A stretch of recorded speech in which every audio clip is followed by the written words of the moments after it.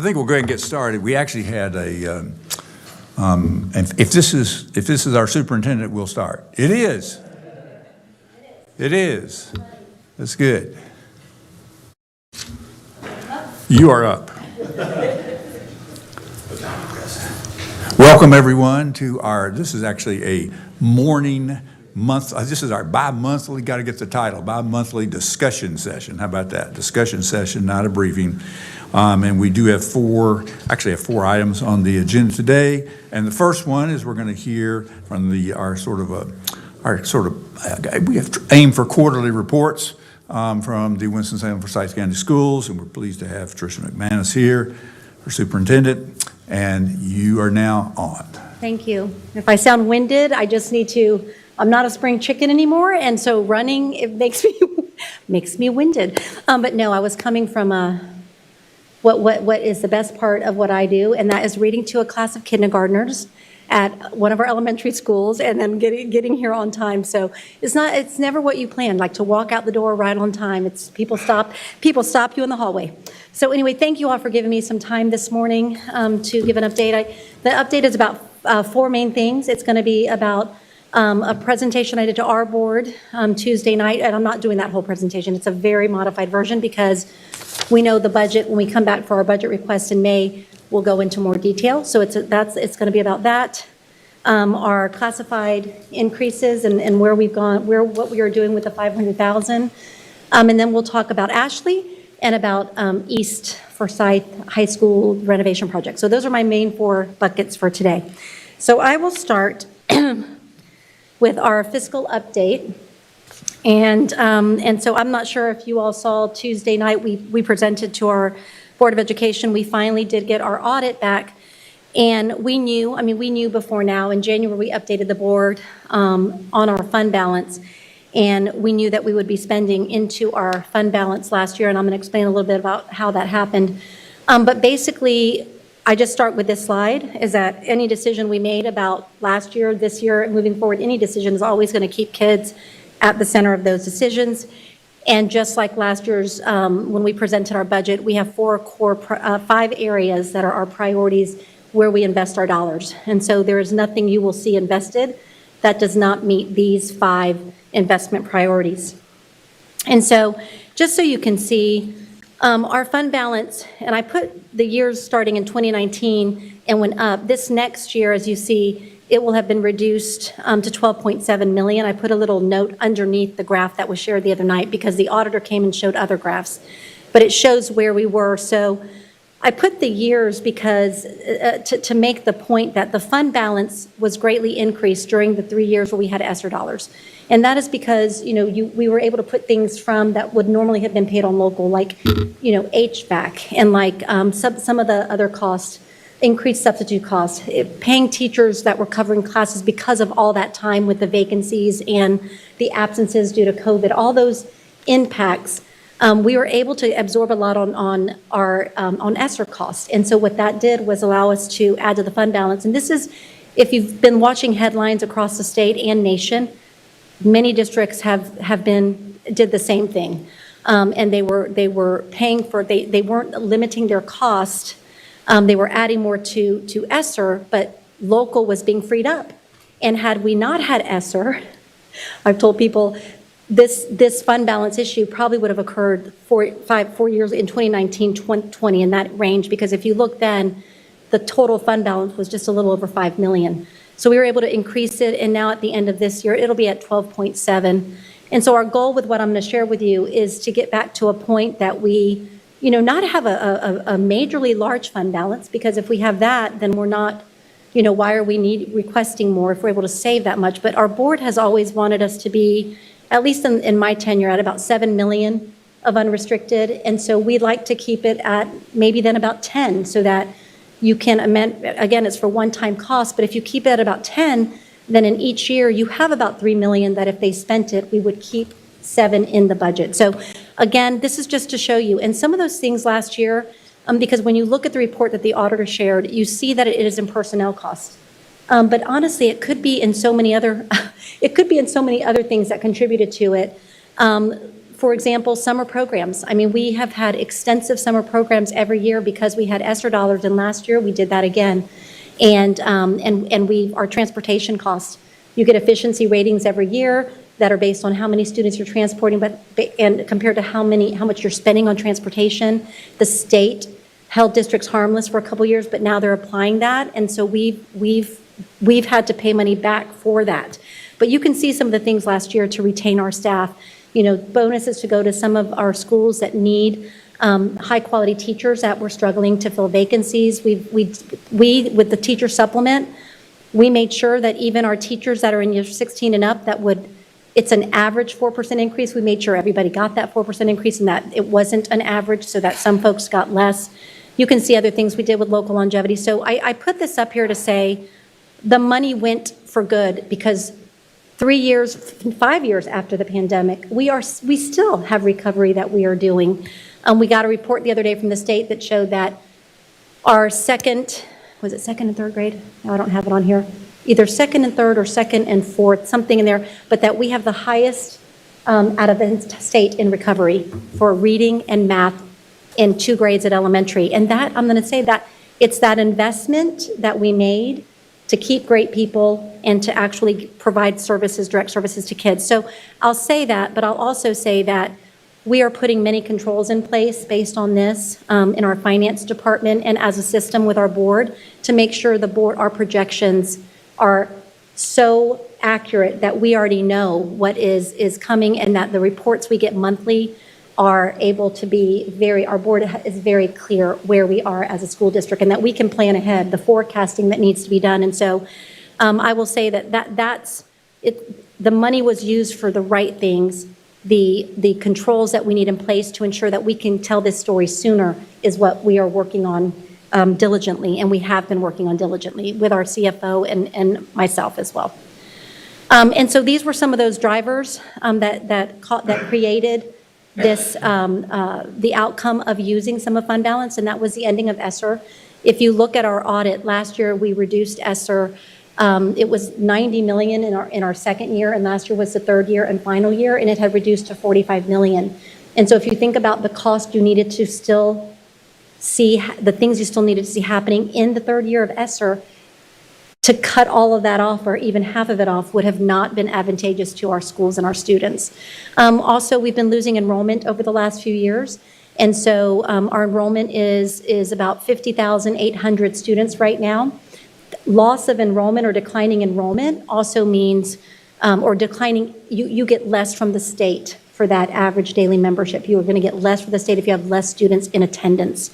Employee compensation increases and maintaining many support positions that we've maintained that was part of the budget cost drivers, and then the inflation and cost increases, which I know you all have been facing that too for the last several years as well. So all of those were really the drivers, and we're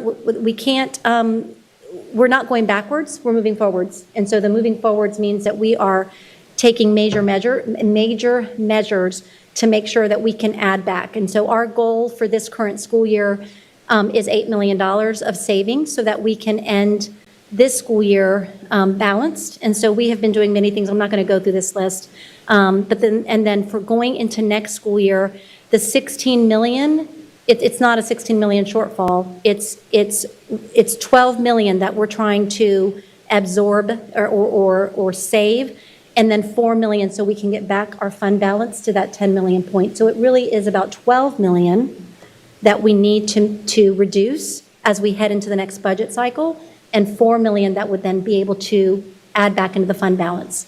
So I just want to be clear, those are the savings, and you can see our goal for all of this is to balance the budget and stabilize a fund balance so we can ensure long-term financial stability for our school district. And here are the next timelines you will see. April 15th, we have our next board budget workshop. April 22nd, we will do our formal request to our Board of Education. So the 15th is where we will work with our board to finalize our request. With that request, we have talked to our board several times about the funding formula, and our board as a whole has been interested. We haven't done a formal vote on it, but in our budget workshops where we've spoken, they like option A of that funding formula. And so again, it has not been a formal vote, and we still need to figure out, are we both doing a formal vote on that? But that's what the conversations have been. I think we're all in agreement that a formula could be great. So as we're thinking about option A, I think that the district in that option is getting about 176. I think last year we got 172. So we're planning our budget request around that as we move forward this school year. So we'll come back to our board April 22nd, and we will, in May, we'll be coming to you all to present the formal budget. And at that time, we'll give more details from our audit, and yes, so there'll be more detail at that time. So moving forward in that, the compression update. So our classified, so we received, these are I got these dates. I wanted to make sure that I was reporting accurately, but we actually received the funds from the county on March 7th. You all had approved it. We've received them. As we stated in our request this first year with our classified compensation, we will start with TA, teacher assistants. We said that. Based on the 500,000, we have a little over 800 teacher assistants. So when you put in, not just flat salary, but the other benefits and things onto that, everybody this year in April will get about $500 this year. And then next year, the entire classified compensation will be part of our budget. So that's part of why the freeing of the 12 million that we're talking about has to happen within our budget to be able to afford the things that we need to do, which is one of those is the classified compensation plan. So again, the 500 will go directly to all of those teacher assistants this year. Next year, the entire plan will be executed as part of our budget. Next, I want to really give you an update on Ashley Elementary. Here is the timeline, and so we are at the point that we are ready to bring the construction documents and take that project out to bid. It's coming back to our board. I'm not sure if you all are aware of this, but our Action for Equity, we worked with them last year they created a dream report. They went out, it might have actually been 2 years ago. The years are honestly going by very fast, and I'm getting my years confused, but they came to the table and they went out into the community and did canvassing and did meetings in the Ashley community, and that's how the Dream Report was created. The Ashley Dream Report that was created with input from the community then was given to the group, the architect group that was going to be designing Ashley Elementary. And so where we are now, so now then we took it to construction documents. Our board approved to go to the construction documents, and I'm sure you all are aware of all these things already. But with the construction documents, we are now ready to bring those forward. They will be coming to the board in Building and Grounds, which is next April 8th. And then they'll be going to full board for approval on April 22nd. Once the board approves that, we will be able to go out for bid. And so we met again with the team that was with us at the front end of the table to talk through this so that we keep, we want community to be involved in this. We also want to make sure through this RFP process that we really try to, through the whole process,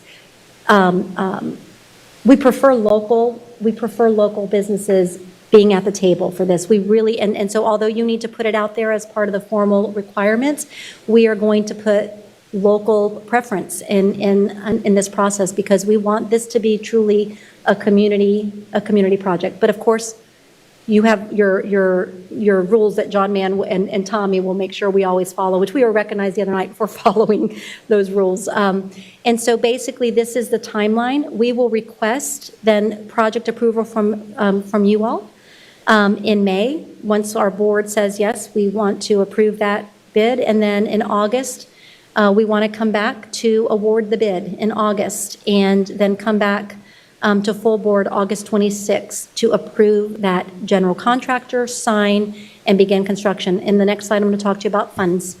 All right, so that's the timeline. So that's the design for the school.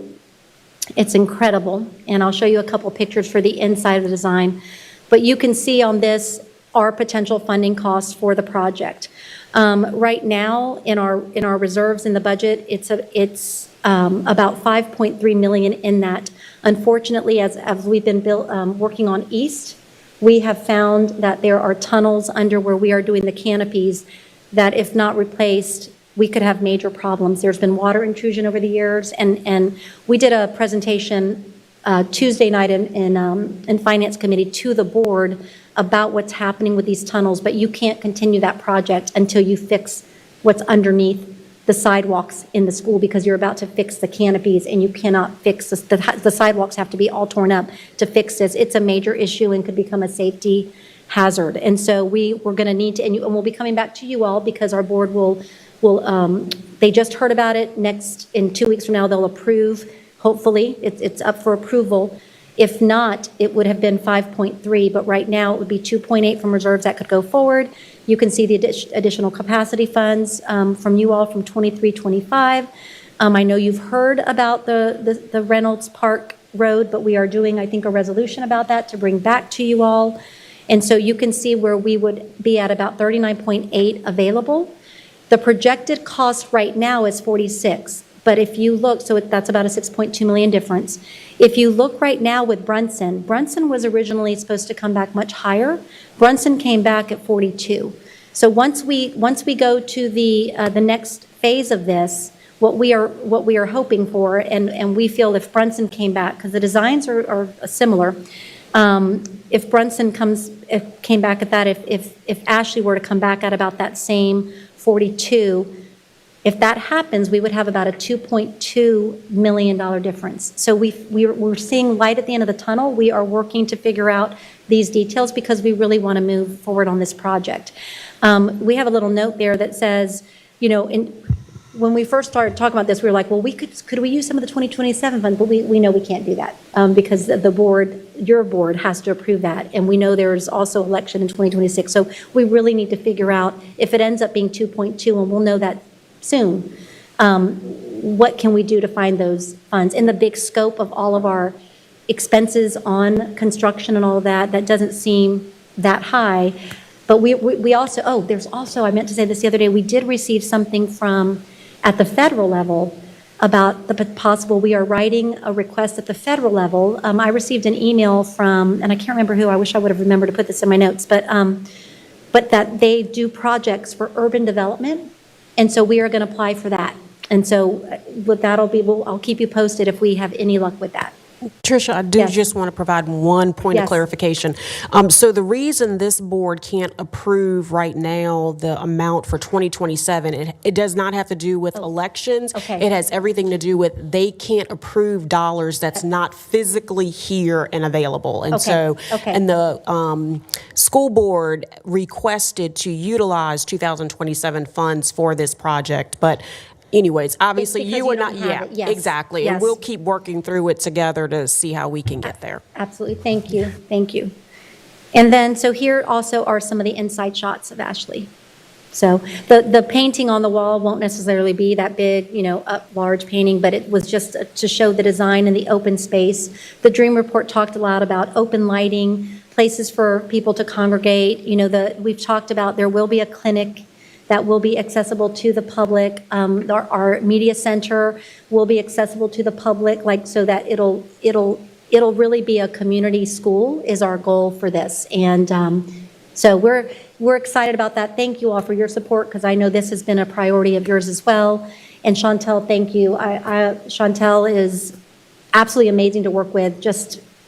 I just have to say that, and I'm going to say that every time I'm up here. So just know that. Just keeping me in the loop and communication, good communication. So moving forward, East Forsyth, this tells a little bit about what happened with the tunnel repair. You can see that there are emergency repair needs to the utility tunnels that lead under the sidewalks. And so again, it shows it's above the scope. It's about a 2.1 million. Our team has asked for that 468 just to make sure for contingency related issues that could happen, including replacing a failing boiler. So that is why that cost will be 2.5. That will come to you all because it's part of the bond after our board sees this again in 2 weeks at their board meeting. And if our board approves the expense, we will be bringing it to you next. That's it. Any questions? I don't want to monopolize it, just a couple. I think back on your budget part, I'd say the biggest concern part is is what's your balance is going to be. All this stuff is based on the balance back on June 30th, 24. Yes. June 30th, 25 is coming up.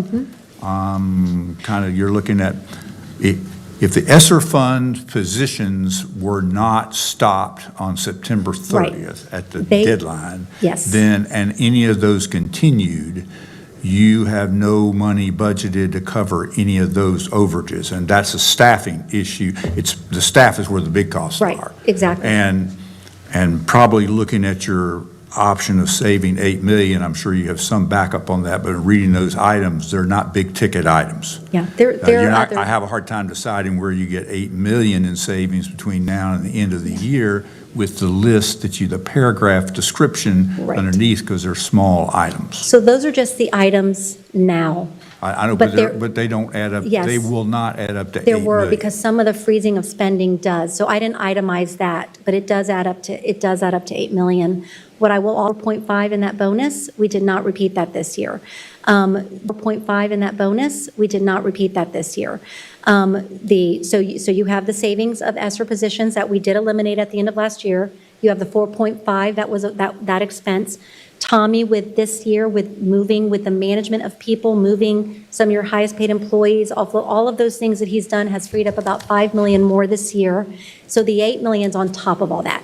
So this is not like, oh my gosh, we figured this out now. We were already preparing for the ending of ESSER as we went into this school year. I don't think you were preparing for the $16 million short. And I don't think you knew that the fund balance was being spent at the rate that it was. I appreciate your presentation on that, but I don't think just following what happened through the year, every time the board approved one of these, they didn't realize how much fund balance they were eating up. Yeah. I think they felt like they had, I'm not sure. I don't want to project that. Exactly. And all we can do is how we prepared for this year and what we're doing moving forward. And we are going to replenish. We are going to make sure that our fund balance is back to being a stable fund balance. So I will tell you, we have our plans. We started the planning last year. The amounts that I just described, besides the 8 million, probably are about 15 million. That's how I like the cuts and the management and the one-time costs that we're not doing this year are already at that point of expenses. Plus, we spent last year, if you look at our audit, we spent less on the non-personnel cost than we had actually budgeted last year. So I am feeling confident about this school year, and I'm feeling confident about our plans as we go into next school year. It's good. Do you know what time your budget workshop meeting is on April 15th? I believe it is 9 to 12. Lisa, it is 9 to 12. That's good. I got that. That's great. I think I had only one other question, and I'll be done. Sorry, it was who is the architect on the Ashley project? It was Wesley Is it Curtis? Why am I all of a sudden? Walter Robs. I'm sorry, but it's Wesley is the actual Curtis is the architect, but it's Walter Robs. Thank you. I don't know why I was going to say that, and then I was like, I was thinking Wesley Snipes. I'm like, that's not it. It's Wesley Curtis. So that's why I was going, wait a minute. So it's Wesley. Yes, it is Walter Rob. Okay, I'll stop here. Other questions? Yes. I think your compliment to our county manager was based on the fact that you're one of the few people that I know who can speak as rapidly as she does. Probably so. I did meet with some board members of the FCA last week, and their numbers for their ask is pretty close to what you've been talking about. But the concern I have, and I seem to be getting more and more heat about this, is this redistricting plan that I asked you about, I think it was 6 months ago. As a fairly new board member, I didn't get much information then, but I'm reading more and more of it in the newspaper, which is always accurate. And so I guess my concern, since you mentioned it, about the loss of student population here over the last 5 years, which was also in the newspaper and had to be accurate. My concern is if this plan goes forward, and I see the General Assembly has a bill about it, and there are a lot of people that are complaining about it, whether or not that would increase the hemorrhaging of our student population, people who would leave it and run to the charter schools, the home schools, private schools, and other areas like that, which would just deplete our public school population. So are you asking me a Yes. question or Yes. telling me that? What are you going to do about that? So what I will tell you is I can stand up here with complete confidence, and I believe our schools offer the best education. I will just say that. And I am in them, and I see what's happening. So I am not concerned about the education. Our kids are going on, and of course, you rarely hear the stories, which is why I've been doing See for Yourself. You don't see the day-to-day. Most people don't. And a lot of it is, I don't want to go to that school for whatever reason, and a lot of that is public perception, and it's a perception we've created over time about our schools and have contributed to that. So what I will say is, like, as far as bringing our kids back, we have a plan. You know, we are spending about $12 million a year sending money to charter schools, and so we have a plan of reaching out to parents and doing a concerted effort, which hasn't been done, about what can we do? Can we bring you in? Can we show you what is possible? Because the resources we have as far as opportunities for dual enrollment and rigorous coursework and AP classes and career and technical classes, like you're not going to get that everywhere. And that's why we have people that want to come back and take those classes, not come to in our schools as a student, but take those classes in our district. What are we doing about as far as the boundaries? So all of these boundaries, and we've tried to articulate this, has been part of a planning grant. And the planning grant was to look, I mean, we have some schools that are overcrowded, and I'll give you an example of one of those. Parkland is a school that has more students than they have space within the school. We've had students come and speak to that. We have to fix that, because it is magnet, so drawing in kids to the IB program, but it's also residential. Our residential boundary has gotten large and continues to grow coming into that school.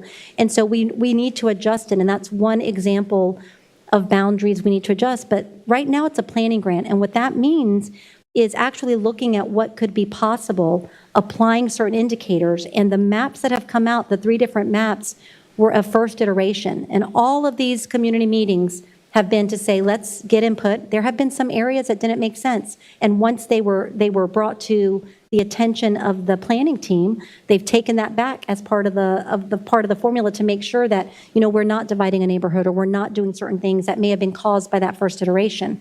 I say that to say the next iteration will come back out in early June based on all these many rounds of feedback, and then let's look at that again. And so let's see what the impact is. And our board will get presentations about that in June as well. And that's when people will know more, and our board will be the final approver on, are any of those maps going to actually be something we want to do, or is there a part of that we want to do? So I think that this process has been truly, and I don't think people are used to it.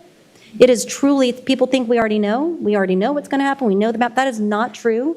And we have been trying to say that for a year. It has been a true year of gathering data, creating the maps based on data that came, this is what we want you to consider, putting the maps out, hearing more feedback, taking them back out. We're not even at that point yet. And so if again, no district, I don't think, when you rezone schools or redo your residential boundaries, will spend a year of community listening. At least I have never seen that, and in talking to my colleagues all over the place, that is rare.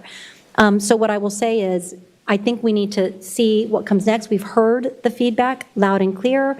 We know what people want to do, or the people that have concerns. There are voices we're trying to get that don't come out as vocal, that we want to make sure we're listening to all people within our community. We are a full community, not just certain areas. And so we will bring back the maps for another round of feedback. So for people to jump to, I'm going to do this, I'm going to do this, it's, in my opinion, it's premature.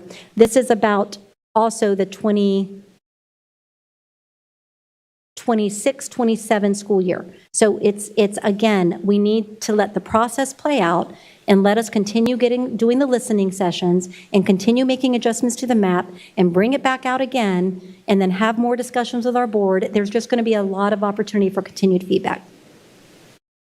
Well, I mean, it was premature when I asked you about it. I know in October, but it sounds like it's still a work in progress. Correct. Correct. And so I'm sorry I don't have more answers for you, but the answers I have are the answers. There is not an answer that says one of those maps is even going to be the final map. And honestly, the next iteration, will it even look like those three? It's a process. And that's why we applied for the planning grant and not another grant, because we wanted to take the time, because this is a big thing when you're looking at your residential boundaries. And so, yeah, so I hope at some point I'll have more answers for you, other than we want to follow through with our process.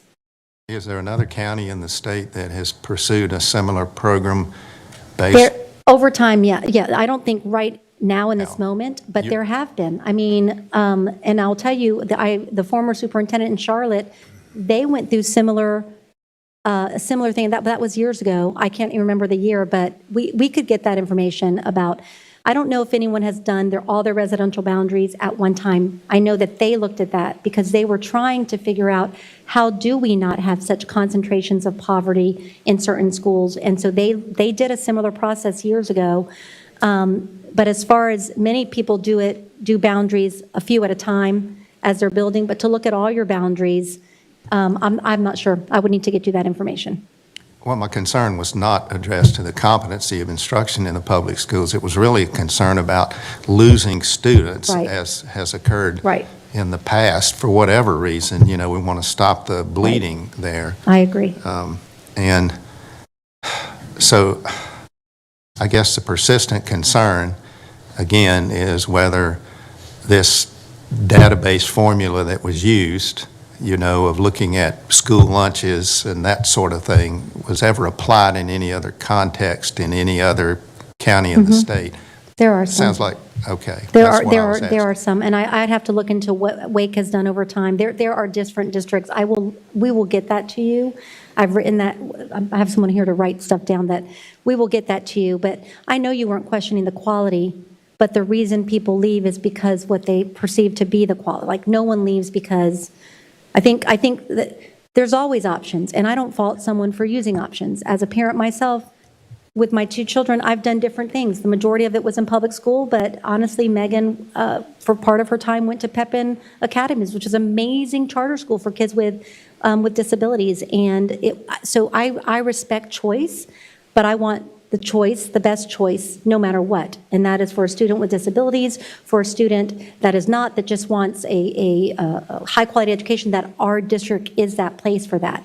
And I think that people leave when they either, number one, don't feel like that. That's why I address the quality.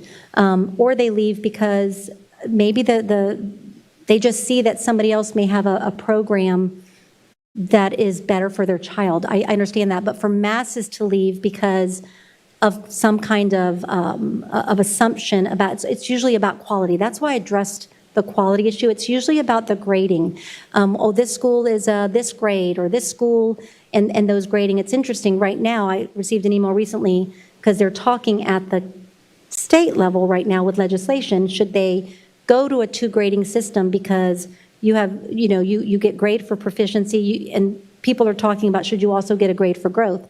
We have some schools that are growing kids 2 years and more every year that are rated D or an F in our district. So in other words, it's that there's many things that create that narrative that you think, I don't want my child to go to that school. What we've got to do is change that. And that is on us as a system. Bring our kids back, show them that we are the best option. And that is, and not the only option, because of course I have to respect parents and what they want, but that we need to show them that we are like the best option for them. So, and that when we do that, you won't have people then leaving. I think you're always going to have a few. I mean, I don't think privates and charters would exist if you didn't have people that were looking for something else, but we need to bring ours back. To lose 3,000 kids in a span of 4 years, it started right post-pandemic. It started going back up a little bit. It's still continuing. We also need to look at what we create in legislation that could also be fueling that. So there's a lot to it, is what I'll say. But we have ownership over the fact that we want to get our kids back. Well, Maybe just a follow-up to Commissioner Wilson's comment. Did the consulting firm that you used to do this work, do you know if they've done any work in North Carolina? I'm not 100% sure about that. Nope, but I can find that out. I'm not sure. They're out of, I cannot remember the, I'll check on that, Dr. Martin. I don't know if they've done any work here. And just your example of Charlotte, I think they have 25 plus now charter schools and have lost thousands of kids in their private school populations. I mean, they have experienced massive exodus Yeah. of public schools in Charlotte. If that's an example that you want to replicate, which I'm not. I'm assuming, just giving- I'm assuming no, Yeah. but that's not the case. But that's a Yeah, I huge think the challenge. question was, has anybody else done this type of thing? I'm not saying I want to replicate anybody else. I want to make our own decisions that are great for our community, that are going to continue to enhance and elevate our public schools.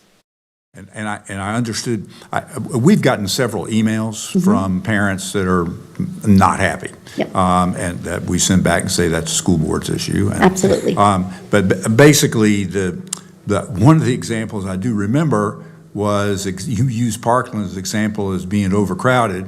Apparently, there is a fairly large swath in Clemens that's being proposed in one of the maps to be reassigned to Parkland, which is exactly the opposite. It's providing a larger residential area to Parkland, not a smaller one, unless it is being reshaped Right. totally, which it could be. And the last thing I'll say is, actually, one of just my personal friends made a comment. He said, he has a eighth grader, and he said, I've been trying to find a copy of those maps online, and he said, I can't find them. So I haven't tried to look for them yet to do that, but he said, I can't find the 3 different maps. So are they available, the 3 maps, are they available online? I mean, unless they've come down while they're now making the changes to it, they should still be out there. Are they still available? Yep, they're still available online. So yes. So if he wants to email me, I'll send it over to someone to send him the link. Okay. Okay? Okay. I just don't know. I'll leave it with that. I don't know if it's realistic that those who will leave will realize the error of their ways and return. I mean, don't know that I share your optimism Yeah. in that regard. But Yeah, I will tell you, when you're making decisions as a parent, one of the biggest things is how you are treated at that school building, how your child, happy children make happy parents, in my opinion.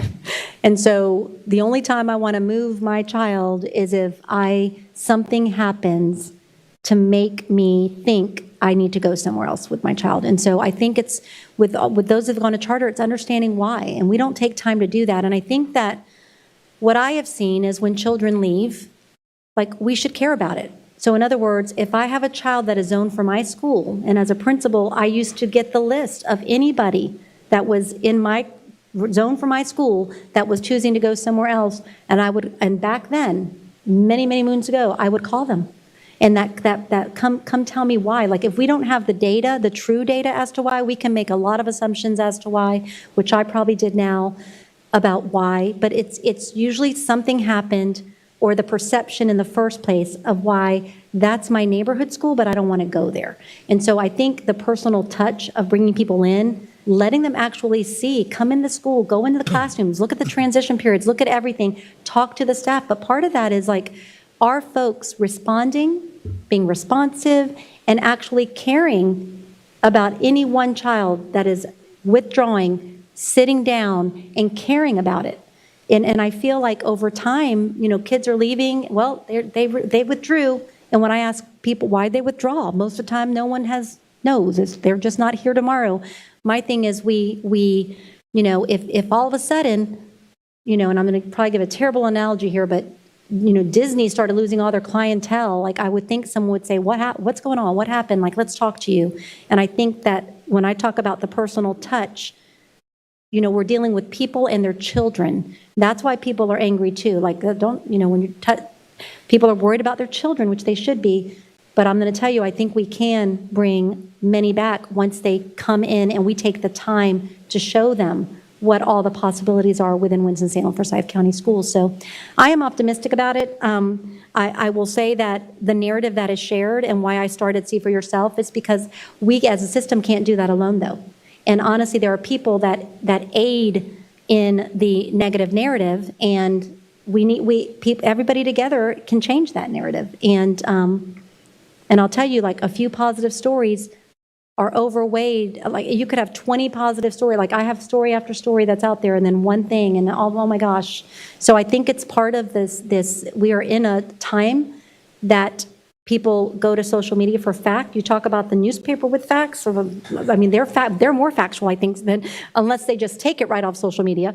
But social media, it's kind of that information source. And so I just think everyone has to be part of sharing the narrative. And when people have left See for Yourself, and they have been like, wow, I didn't know. I mean, we've had some county council members and county commissioners that have been in the sessions, and I've heard every time, I did not realize that was happening at Carver High School. I didn't realize that you had that opportunity for kids at this high school and that high school. I mentioned Carver because of the gaming. I mean, there's the kids cannot tell you enough about their gaming and their esports, and they were national winners last year. I mean, there's some things happening that are not obvious to a person that would not spend time within the schools. And we talk weekly at Cabinet about how do we get all that out and start to shift that, and we need help doing that.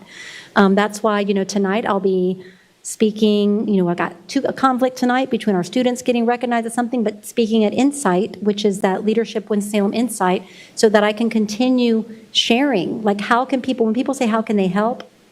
I do go into the come in and mentor a child. Like, that will always be my top. And then the second one is help with the narrative. Come into our schools and see what's happening and help with that. So yes, I hope I answered your question. We'll come back with more information that will be more concrete as we have more information to share. I would appreciate that. Yeah. And you had me at social media. Mr. Chairman, I have a budgeting question. Sure.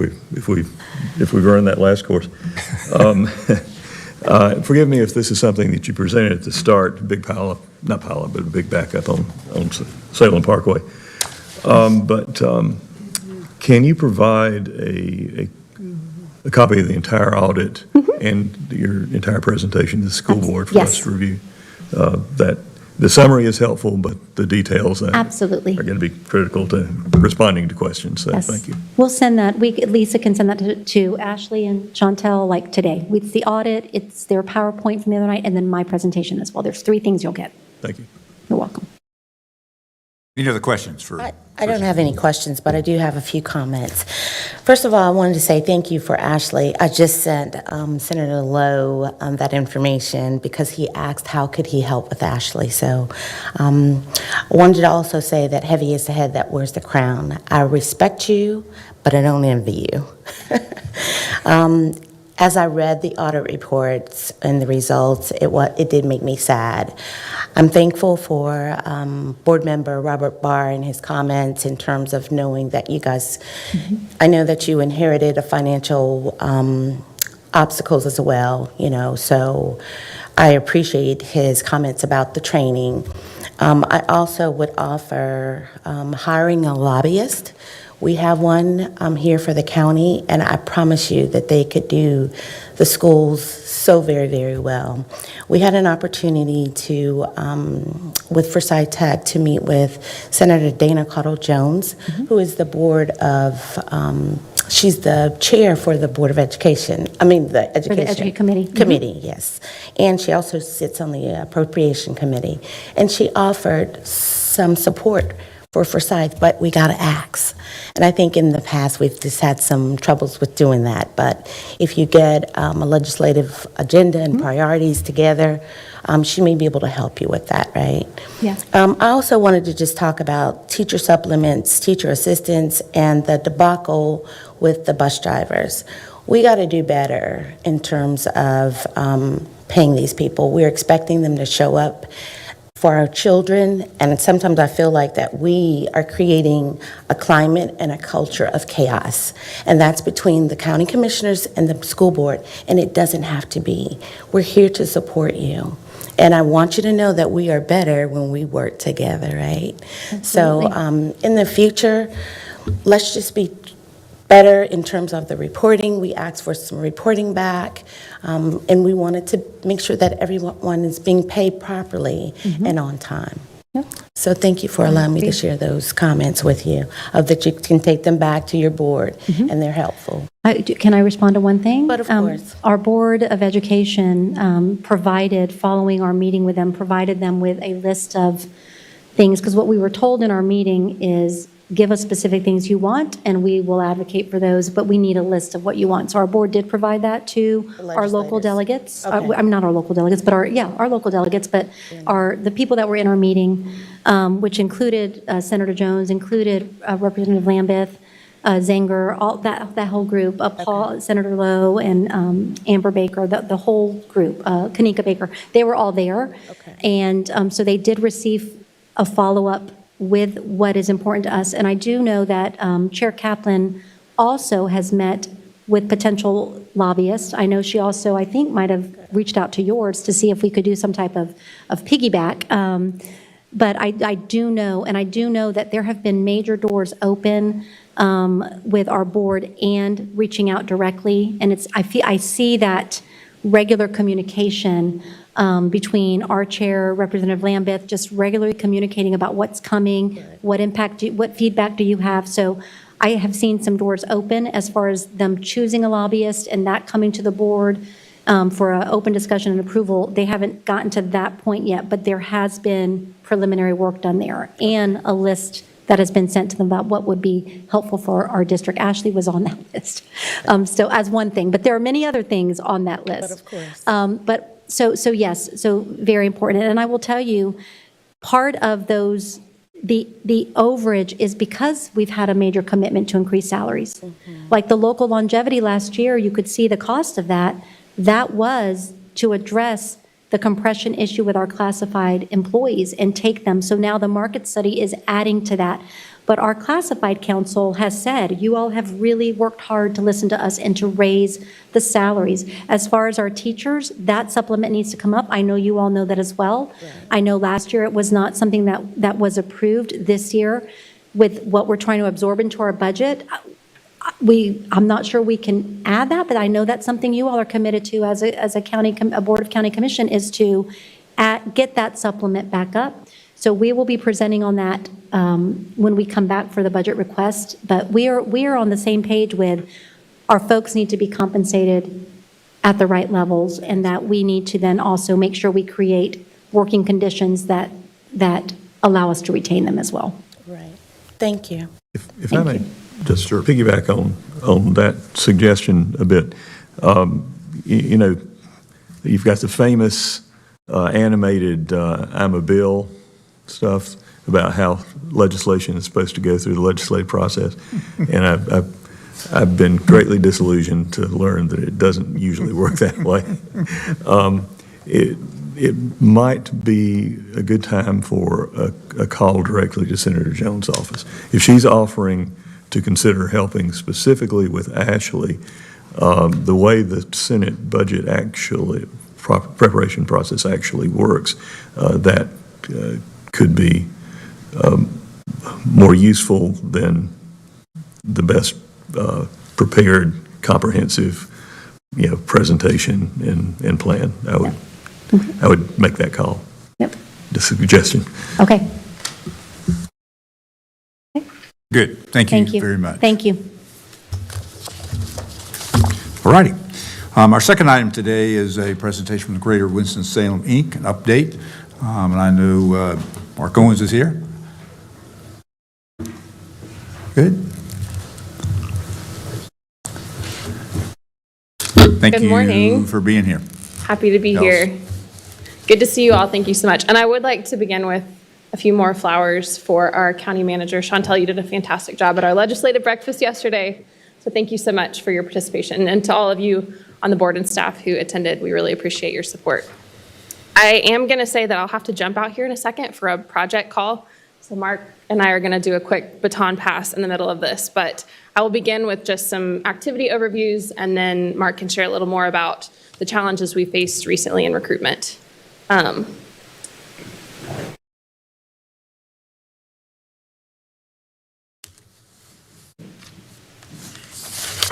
This me? No. That's me.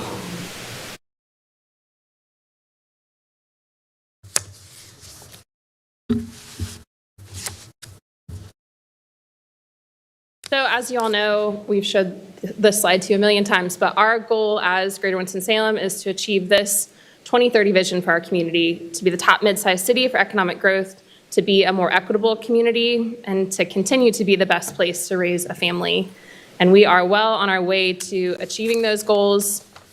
Since Greater Winston-Salem's origination back in 2020, we've announced 2,400 jobs and $750 million of capital investment committed to Forsyth County, $750 million of added tax base.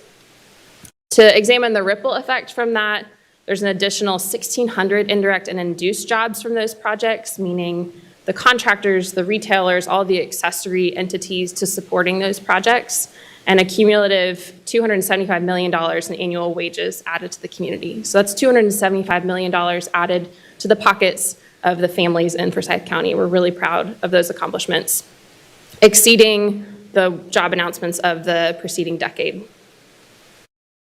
A quick look at our current project pipeline. Right now, we're sitting at 73 active projects, meaning 73 companies showing some degree of interest in Forsyth County, representing 17,000 potential jobs and about $10 billion of potential capital investment. So very sizable projects. So far this year, we've received 34 project inquiries, which is slightly above our monthly or quarterly project intake. We typically receive about 10 new projects a month, so 34 is a really great number, especially considering that included January, which is typically a slow month. And we've had 10 site visits so far this year, which is really phenomenal. A deeper dive into some of our more active projects.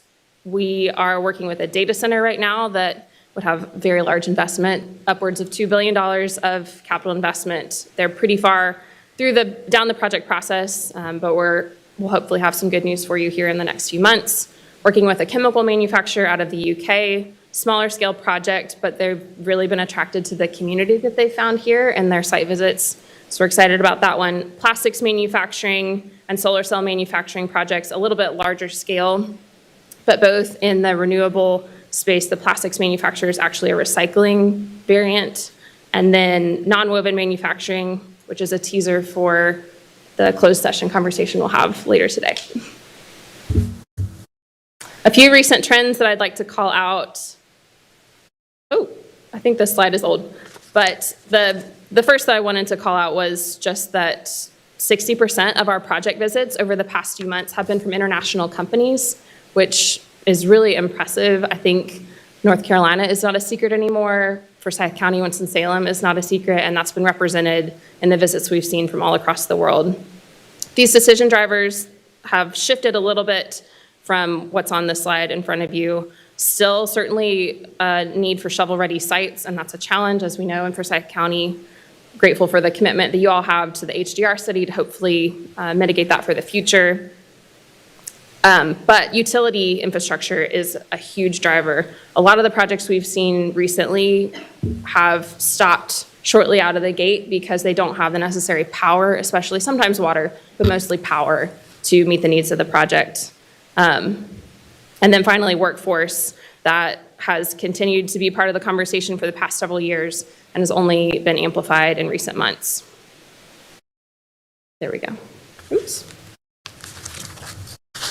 A quick look at our project mix. Most of our projects, as is normal for us, are in advanced manufacturing. You can see almost 20% are in healthcare and life science. That's largely driven to the fantastic work of our teammate Isaac Perry in the biotech space, making sure that we're filling up these available lab spaces, especially in Innovation Quarter. To look a little further into our manufacturing sector, these are the subsectors that have had the most activity recently: automotive and transportation, chemical and material manufacturing, and then we're still seeing a lot of energy and clean tech. We were kind of wondering if that would fall off after last year and some IRA funding, but we've seen pretty consistent stream of those energy and clean technology projects. And with that, I will hand it off to Mark. Great to see you all. See you again very shortly. Thank you, Ellis, Mr. Chair, Commissioners. Thank you for allowing me to step in as well. We have 2 visits today in town, so we are all going in different directions, and also we'll be back later this afternoon. So thank you for that. I'd just like to talk about some of those trends and continue to talk about that here. And I'm going to also be, we're having a little bit of duplication in our slides. So my numbers that I'm going to read you will maybe a little different. I'll get to that. Just a couple trends that we're seeing here is that the increase in companies that are preferring existing buildings has gone up. 61% of these companies and projects that we're looking at are preferring an existing building for the speed and the readiness to ready to come into that.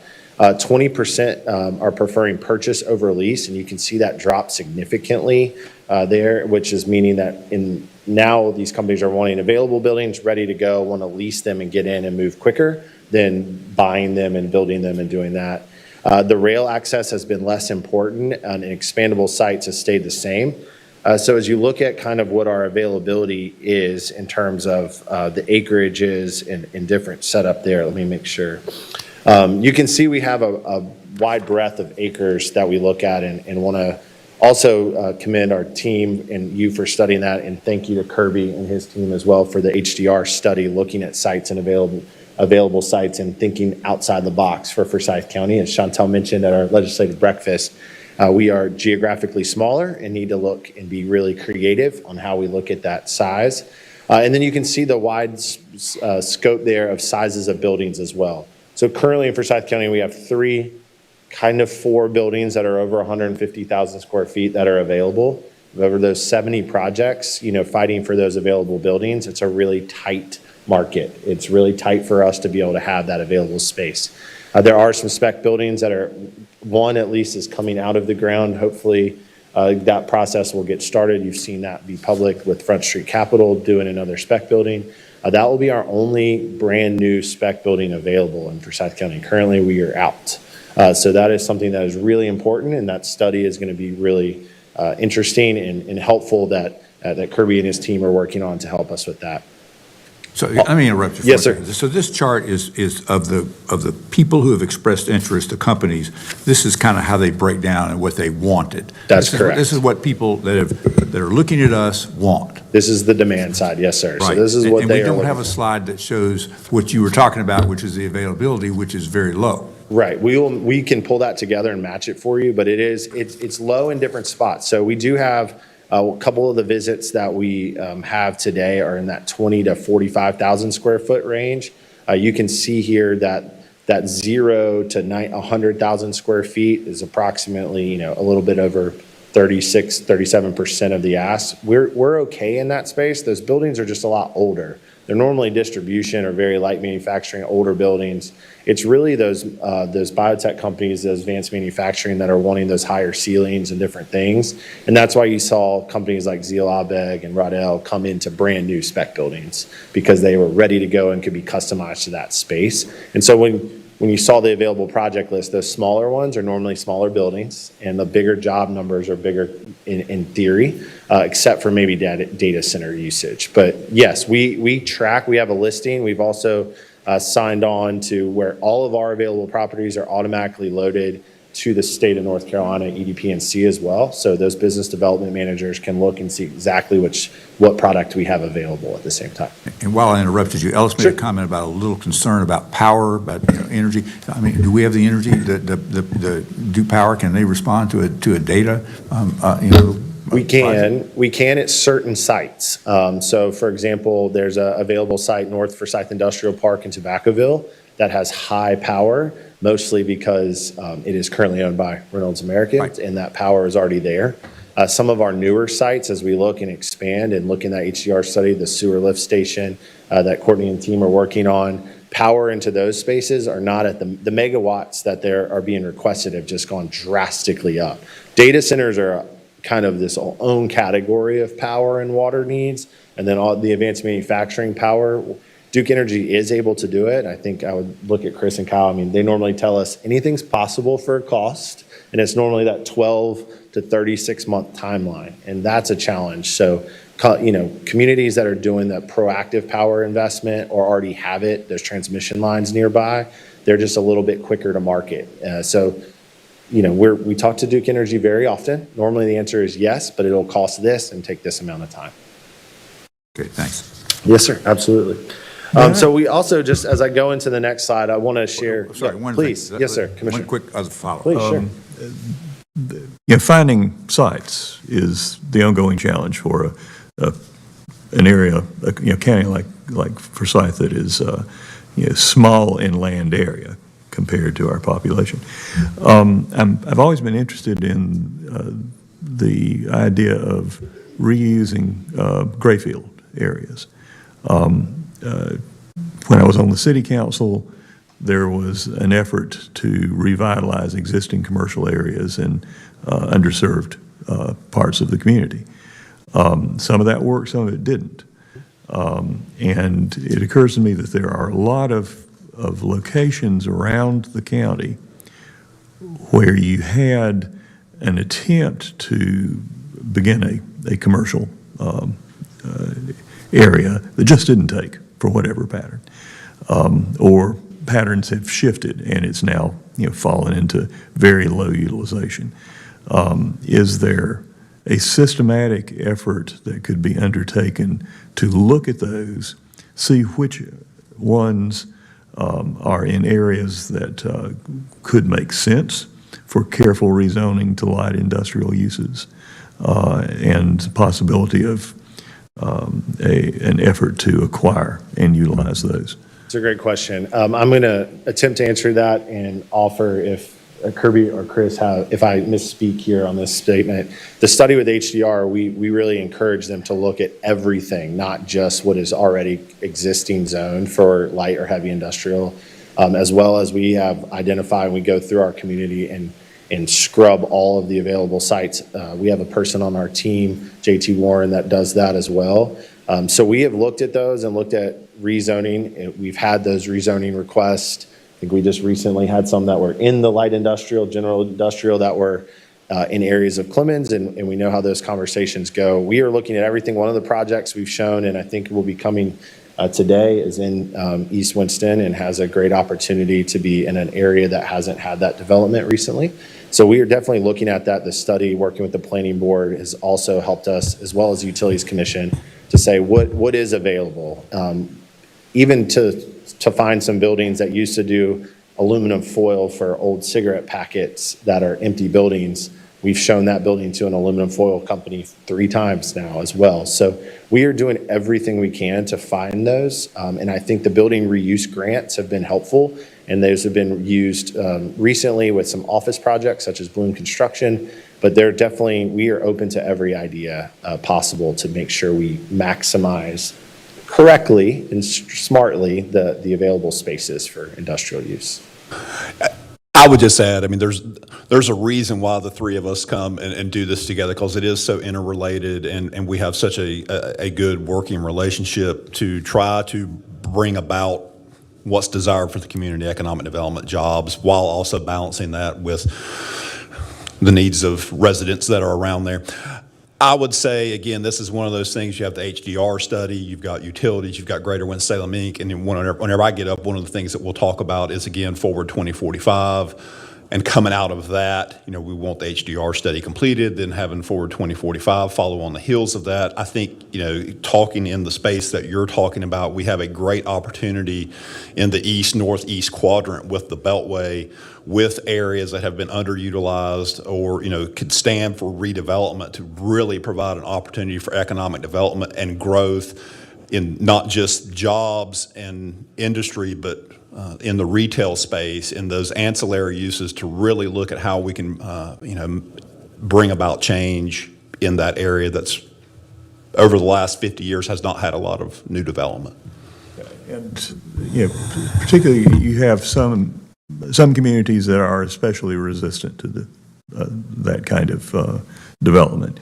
Other areas where there are existing, really run down areas that the surrounding community would, I suspect, be more welcoming to see that be a job center for nearby residents. So, Commissioner, if I may as well, just working with the city to make sure that there's transportation lines and opportunities as well, because as we know, we're talking here about available land and buildings. 1A and 1B in this conversation, as you heard just earlier this week, is the workforce. And so making sure that everybody in our community has the opportunity to participate is why the partnership with you and others with Forsyth Works is so critical, because that's helping make sure everybody's ready for those jobs, but also making sure, whether it's Forsyth Rides or the WISTA system or PART, to be able to make sure those opportunities to reach those spaces. That's something else that's being considered when we were looking at those industrial developments, to make sure there's access to those jobs, physical access as well. So that's crucial. Before I go to the next slide, I just want to highlight what Ellis mentioned with biotech and life sciences.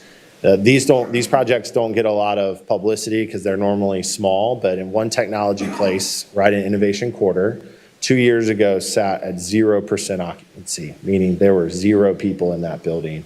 We have 95% filled that building in wet lab space. Companies like Johnson & Johnson, Oracle, Panasonic Health are in that space. These are large companies that didn't have incentive plans. They're around 5 to 6 employees currently, but more importantly, they're here and they're next to W Firm and Innovation Quarter.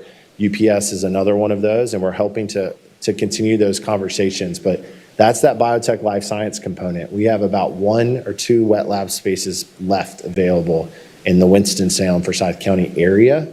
That's about 25,000 square feet. So wet lab space and the investment that will have to happen in Innovation Quarter is crucial to continue that success. So that's one of those other areas in addition to land and such. The next one is just our recruitment. We talked about shovel-ready sites and the HDR study and our partnerships there. I do want to tell you, I can't share too much in this public setting, but we do have 2 of our empty, larger office space buildings that have either an LOI for contract or a significant offer on a building. So we're hopeful that we have some movement in that space. I know you're studying the courthouse building and what opportunities are there. Received a We're call. not studying it, we're just trying to sell it. Well, I received a call from someone this morning that would be interested in continuing that conversation as well about the use of it, but just continuing those things of like, is it better as a building or is it better as a site ready for ground up construction? I think that conversation has been happening, and I will say the person who called today was more interested in it as dirt than the building, but at least we're getting these conversations and we're getting calls, so we're excited about watching that. We are continuing to really look at office projects. Out of those 70 projects, one of them is an office space project. Most of those office space projects are still moving around in the county or adding space. We have one larger employer that's in Forsyth County, not in the city of Winston-Salem, that is considering a downtown office presence because they've outgrown some of that space.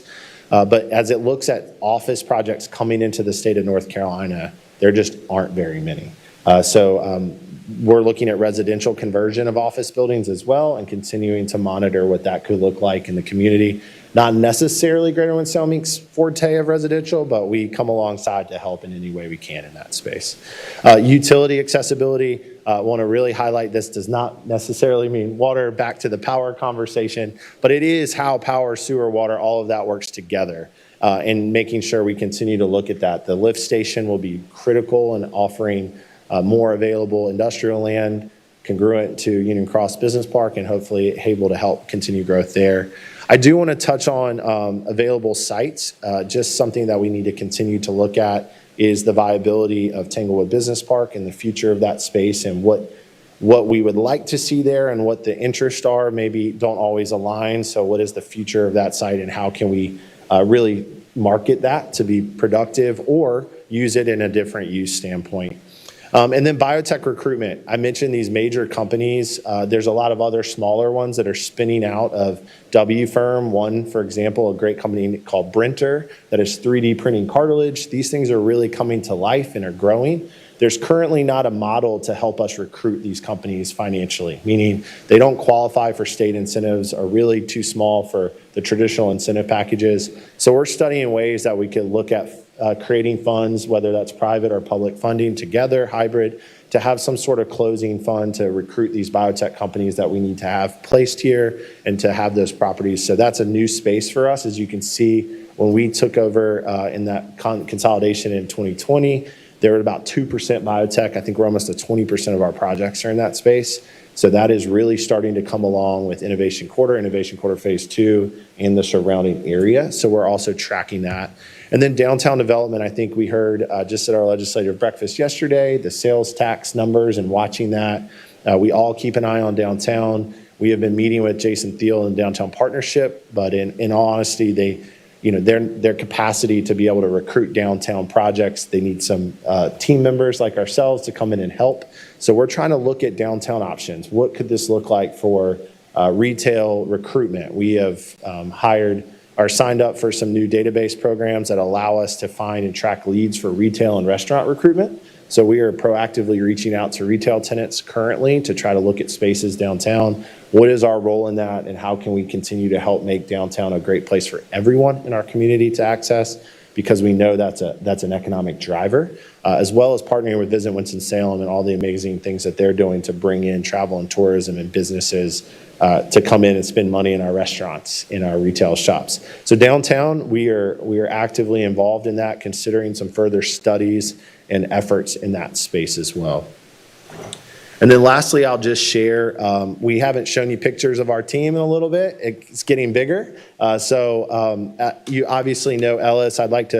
JT Warren, our economic development manager, has been with our team for 2 years.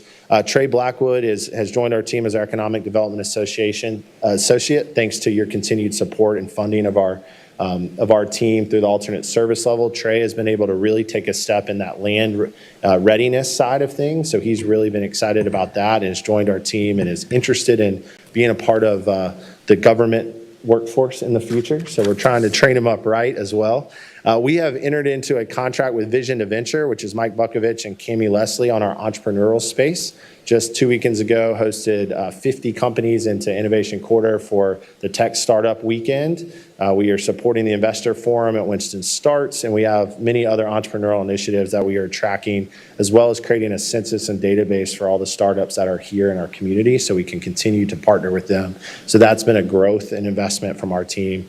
And then Isaac Perry, you've heard his name a couple times, head of biotech and life science ecosystem development. His position is shared between Greater Winston-Salem Inc. and Innovation Quarter, so we continue to really focus on that life science, and that's a direct relation to those projects going up. So as you can see, the activity is high, multiple visits today. We are spread out into different spots, and it's a really exciting time for Winston-Salem, Forsyth County, but we also have to realize we've kind of filled up most of our available spots. Whitaker Park is spoken for in full. What's the next iteration of investment into the future for our community? And your leadership and investment in those spaces and the lift stations and utilities are going to help us continue to be really viable and a first choice for many companies going forward.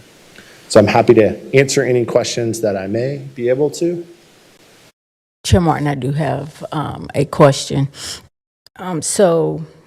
And a comment. So thank you so much, Mr. Owens, for coming to speak with us this morning, and thank you for your leadership truly in our community and your passion around what you do. I will first just like to let you know I'm so happy to have completed a workshop that you may be familiar with through the UNC School of Government. It's called the Minority Participation Programs and Public Contracting. It was a 2-day course, and I thank the citizens of Forsyth County for allowing us to be able to leverage the tax dollars to send us to training as county commissioners.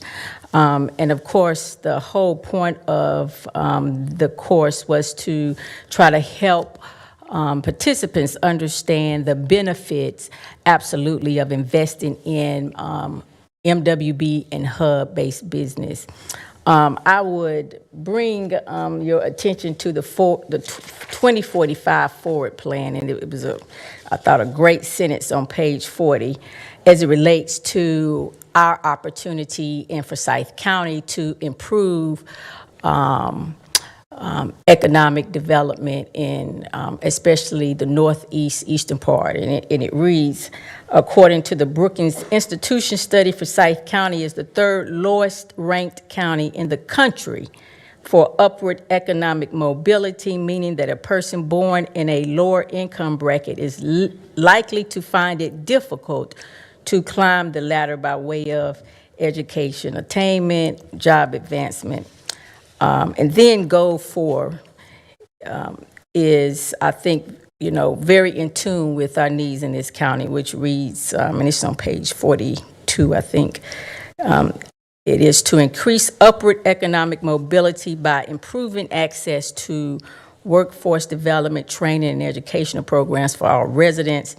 And I think one of the kind of objectives up under that goal is to support small businesses and startups, particularly those owned by underrepresented groups. I see you smiling because I think you are just as committed and excited about trying to figure out strategically how this county can build support and leverage the chamber and other groups in this community around this issue with MWB and HUB. And I guess, and I do want to thank you all for partnering with the school district. I think a couple of months ago, there was a HUB community outreach meeting.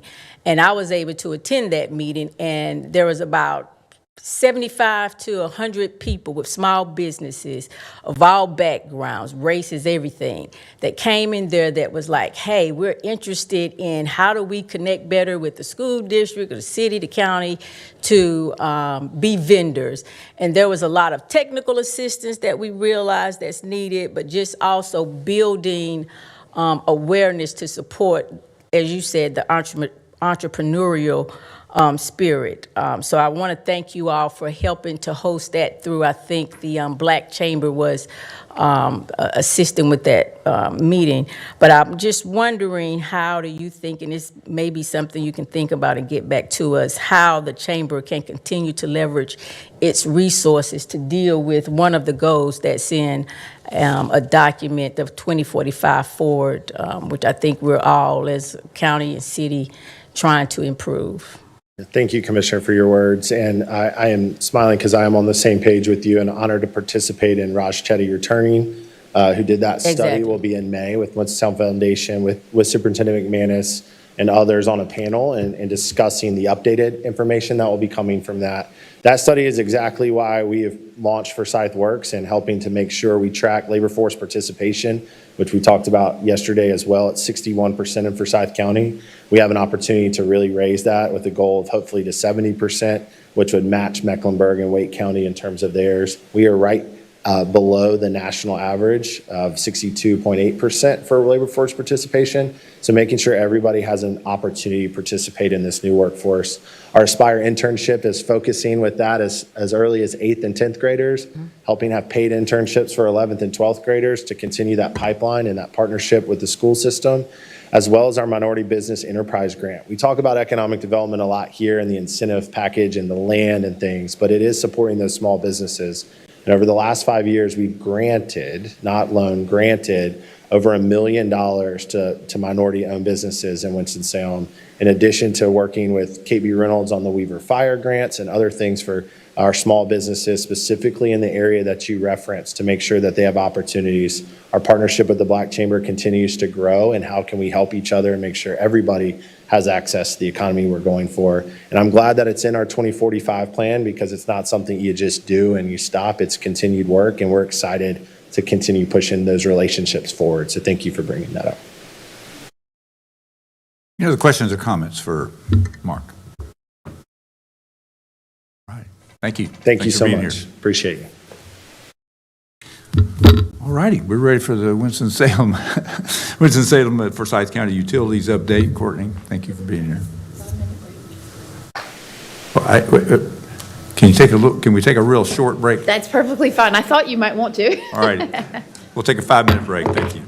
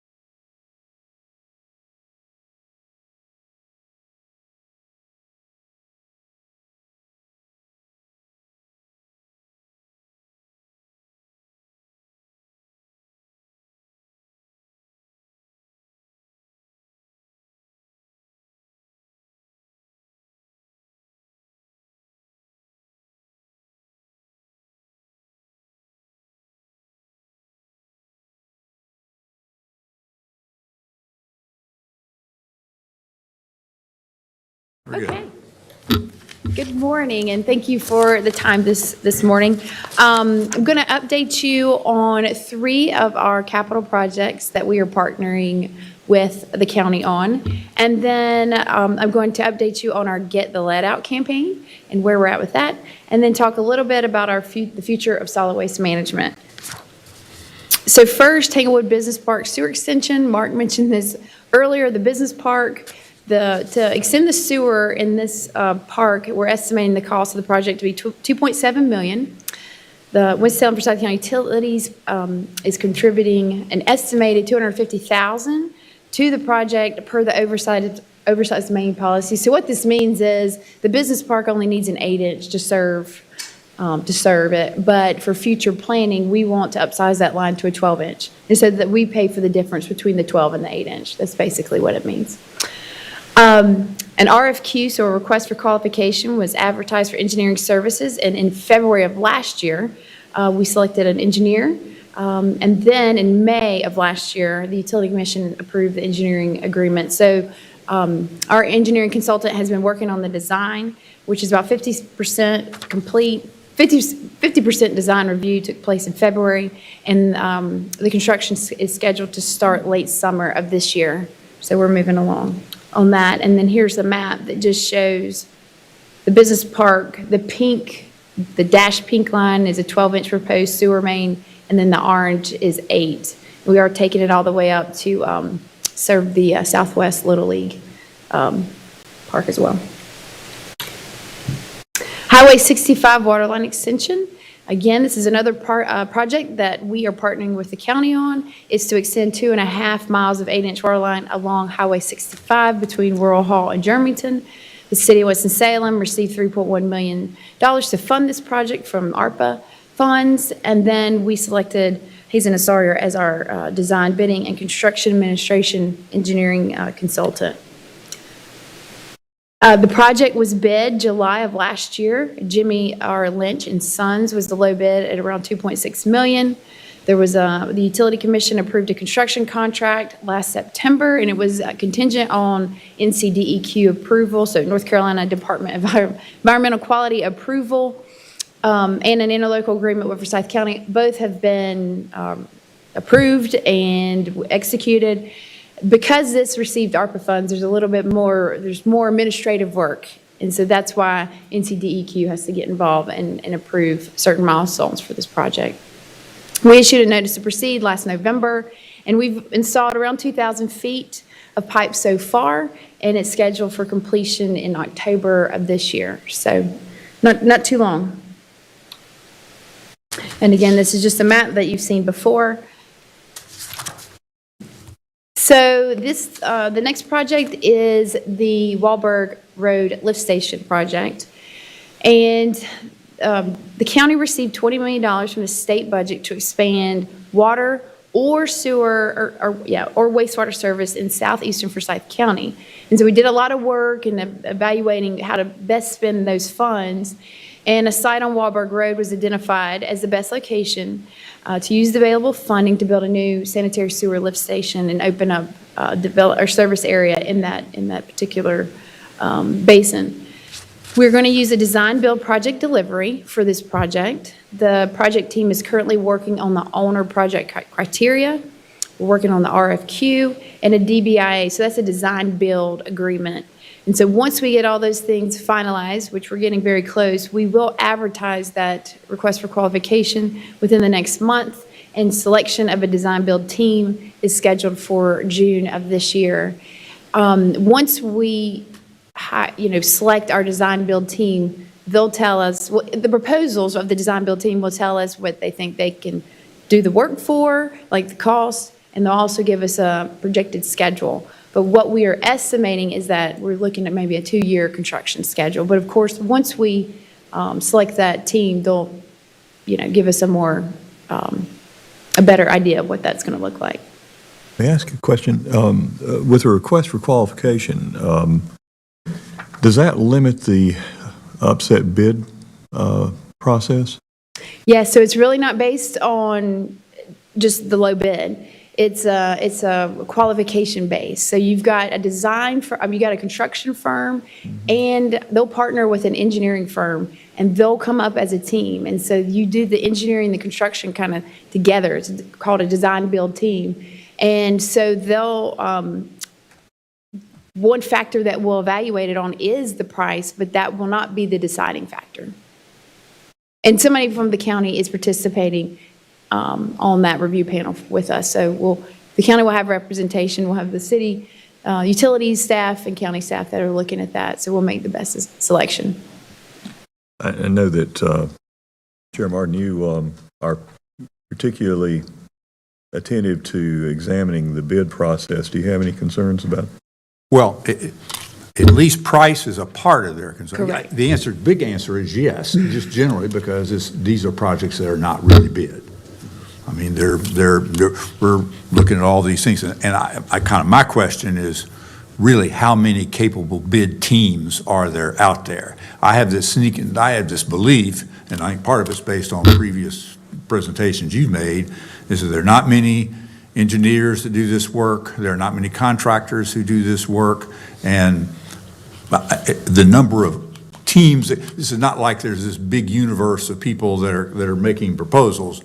It seems that there's very few, and I'm kind of curious about that because in the work that we do, I mean, how many different vendors are we actually, contractors, for example, or contract design teams, are really out there? I mean, how many proposals will you get for this? So I don't know for sure, but what I can tell you is that what we are seeing is, and you're right about the fact that we're seeing less and less bids on the traditional design bid build projects. So contractors are they're actually looking for design build, like that more what we're doing here. I'm actually very excited about it because I think we're going to have more interest doing it this way than we have doing it the prior way that we've been doing it for years. Contractors really like that kind of team, where they putting the team together up front and they're able to work with the engineer while they're the construction. They can tell the engineer up front, like, this is not going to work in the construction world, and the engineer can. So I think what we're seeing is that contractors are picking work like this before they're picking the old way. Does that make sense? Yes, but we had this discussion yesterday on basically some construction management risk kind of issues, and which is, I think, probably a similar kind of thing. But part of the issue, my concern is and a lot of that, price is just not even a part of the review. It just can only be on professional qualifications kind of issue. And at least I heard you say price is a part of it. Yes. Which is very, very important. And I assume in these projects, are there a general conditions piece of these projects that are really not in that proposal? Because that's one of the things in our construction management projects that are really, I mean, what you pay per month to have a trailer and staffed and, a job superintendent, et cetera, it varies greatly among different contractors, even though the proposals seem to be, just going to be economical and so forth. And that is just generally speaking, in fact, I asked Gordon, our attorney, to kind of see if he would take a look at some of those really requirements. AIA documents are all part of the old stuff, and they had this big, it was just designed by the industry to kind of not have competition. I mean, let's eliminate it. And here's the last question I want to ask you, is that when's the last time you actually hired somebody you had never worked with that actually to do the actual work, a brand new player in the arena? For design or for construction? Either one. So I have to look back. So we do have firms that we regularly work with, but I can tell you, and this is on the engineering side, but we have several engineering firms that we work with. I can name, probably 10 right now. And what we see a lot of times is those larger firms, if it's a larger project, they may sub out some engineering work to a smaller engineering firm. So we get introduced to other firms that way. Because our traditional process has been design, bid, build, The contractors is really based on who bids and the low bidder, so we get new contractors from time to time. But, yeah, and so I think, did that answer your question? I kind of lost my train of thought for a second. Well, I just have this, and it may be totally wrong, but I have an impression that's a fairly cozy, closed sort of system in terms of the number of, I'm pleased to hear that there are 10 engineers, but part of their issue is balancing their workload. Yes. So they all stay really busy and they're all doing this, and so they almost say, I'll do this one, you do this one, we'll kind of do all this, and it really, there's the spirit of competition seems to be a little bit missing in this process. And that, but You're right about developing those relationships, and you do kind of, if you have a successful project with one engineer, you want to go back to them and have another successful project. So it is about building relationships. I think this new project delivery is all about building these relationships. And I know what I remember now what I wanted to say. We've already had interest and had a meeting with one design build team that is interested in this project. And it's a very reputable contracting firm and engineering firm. So that's just one, they'll propose and then we'll have other interests hopefully so we can have a lot to look at. But the good thing about this and what I'm really excited about is that they're going to come in and say, okay, well, you think it's going to cost this. I'm going to tell you what I can build you for this. And they'll tell us up front. And then there's a set price at the beginning. There could be some change orders throughout, but it would be stuff that we add if we wanted to add. But they'll agree to, whatever the work is, and they'll say, we can build this size of lift station and this much sewer outfall, and we'll know all those numbers at the beginning.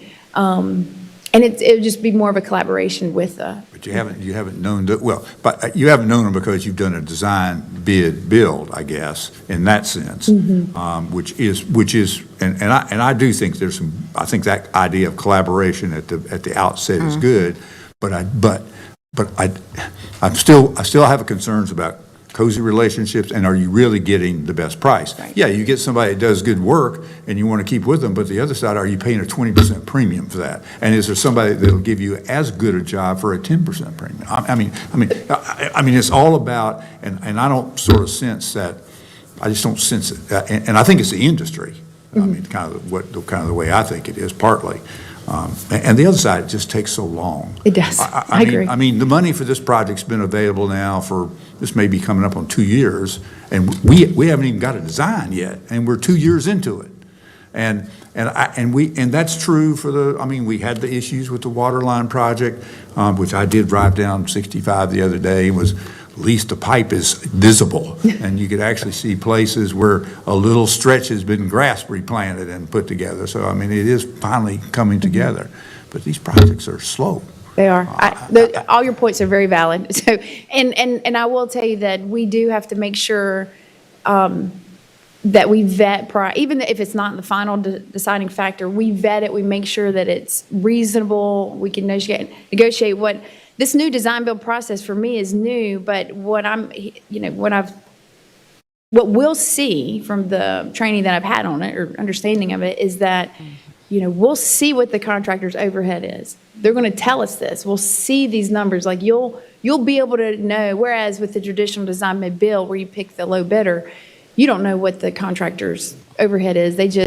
And I'll give you a prime example. We have a project at our biosolids facility at one of our wastewater treatment plants, and we had estimated to be about $10 million to rebuild, and it's pushing 18. And that's because we had one bid from one contractor, and it was, $17.5 million when we had planned it to be $10 million. So everything you said is valid, and construction prices are high. The contractors, there's plenty of work to do, so they get to kind of pick and choose what they want to do. So all valid points that we have to consider when we're going through this process. Griffith Road. Yes. I just wanted to, of course, I was saying earlier how I just completed a course through the UNC School of Government, and we went through some of what you're saying and how a lot of state agencies sort of going with the request for qualifications model, because ultimately it seems as if that is a way to control costs. And so what I finally picked up on was the many of nights I had to stay at the school board meeting signing change orders. So the lowest bidders sometimes end up being same as everyone else once you calculate in the change orders. And I would be interested in playing Monday morning quarterback with, I wish I could go back and see what was the percent of the change orders that would have just, that original low bid really wasn't. But nevertheless, I digress. But I appreciate you sharing that information. And to Chair Martin's point with the cozy relationships, I would tell you authentically, that's what I have heard as a challenge for some of the minority construction and contracting teams. The relationships that are already set and kind of keep them on the peripheral of being able to be the new person, as Chair Martin was referencing, to do some of these major construction jobs. And so I was wondering, has this project already gone out to bid? Is it you just go through the state system to see what contracts out there, and this one will come up if someone is interested? Yes, so this particular one has not gone out we have not advertised the request for qualifications, but we will by the end of the month. But there will be MWBE participation goals, and so, that could be where you have, other engineering firms brought in that are MWBE to satisfy those goals, and they get brought into those relationships and that team. Same thing on the construction side. So your point is valid as well, and understood that we definitely have programs in place to try to make sure that we're bringing in those smaller MWBE firms. And Mr. Chairman, I just wanted to clarify that the design build is a request for qualification process, and so it's not based on the low bid. And so the requirement is you pick the most qualified respondent, and then you negotiate what the contract will be. So it's like hiring an architect or a construction manager at risk. So the issue of it's the factors that you consider in the request for proposals. Cannot price be one of the factors that you consider? That's just like Courtney mentioned in this process. Right? No, it's not a factor. The fee is not. You can have a project budget, but you don't have a fee that they're receiving. It's like when you hire an architect, you can't say how much you're going to charge us as part of the RFQ. You just select the most qualified, then you negotiate with them. If you can't reach a successful negotiation, then you can go to the second most qualified. But that's why it's called an RFQ as opposed to an RFP. That's correct. So that's qualification based. We'll see the price, and like as Gordon said, then if you don't agree with the price, then you negotiate down or go to the next, or to go to another team. And request for proposal is where you can have price be considered when you're doing the scoring at the very beginning. And have either one of you had experience with the DBIA contract versus the old AIA? We typically use the AIA contract.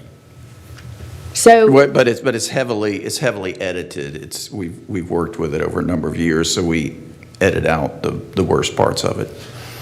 So you, At least that's what the county does. I can't speak for utility or the city. so you don't use the DBIA contract, the form contract? I think that, now I could be, this is a new process I'm not saying we have not done the design build progressive delivery with the city, but this is a fairly new process for utilities. That's why we hired what we call an owner's advisor to help us through this, because we want to make sure we have all of our T's crossed and I's dotted, and make sure that we've got a good solid contract and we're doing it right. And so that's what we're working on right now. So we've hired a consultant basically to make sure that we're doing that. They're sitting down with our attorney and looking at all those agreements and contracts and general conditions and all that, which is why it's taken just probably a little bit more time than what we would normally do, because we're working outside of what we've done in the past. But ultimately, I think that it will be a good product, and I'm seeing that the industry is moving this way. So I think we've got to get there, and so I think this will be a good one to start with. Speaking of legal counsel, does the Utilities Commission have a separate attorney, or do you utilize the city attorney's office? So we do utilize the city's attorney's office. However, we have a dedicated person that just handles utilities, because there's enough work for one person for utility issues, yes. Thank you.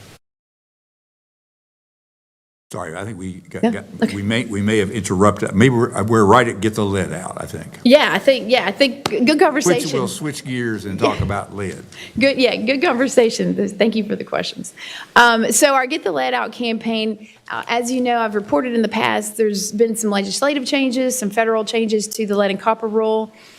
All public utilities in the country are required to have a public-facing inventory of all their lead service lines in their system.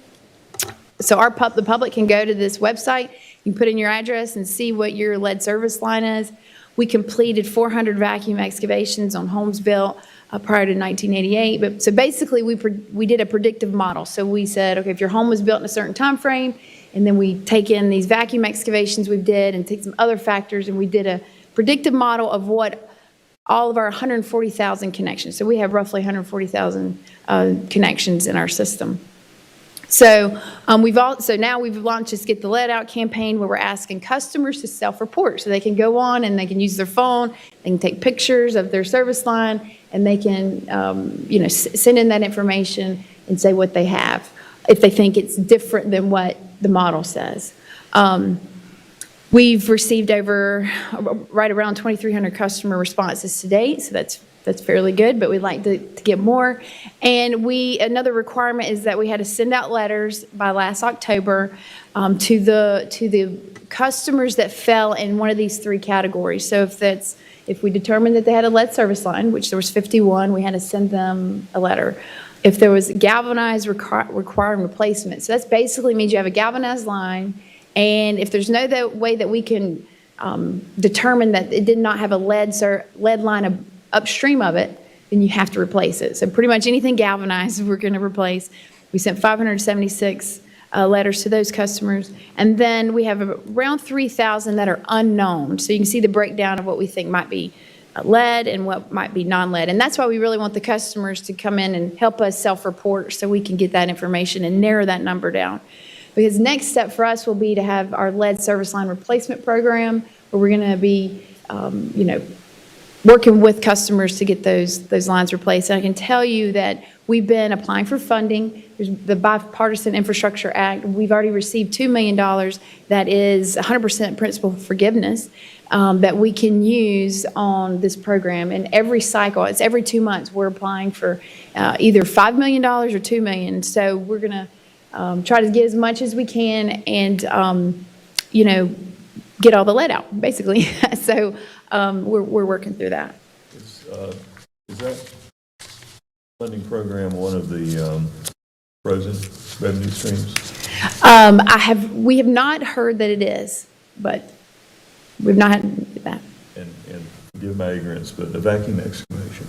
Yeah, so basically they use high pressure air, and so it's a way to dig without, it's less invasive, I guess. So you can use high pressure air to, tear up the dirt and suck it up, and then you can expose the service line so you can visually see it. And then you put the dirt back in the hole.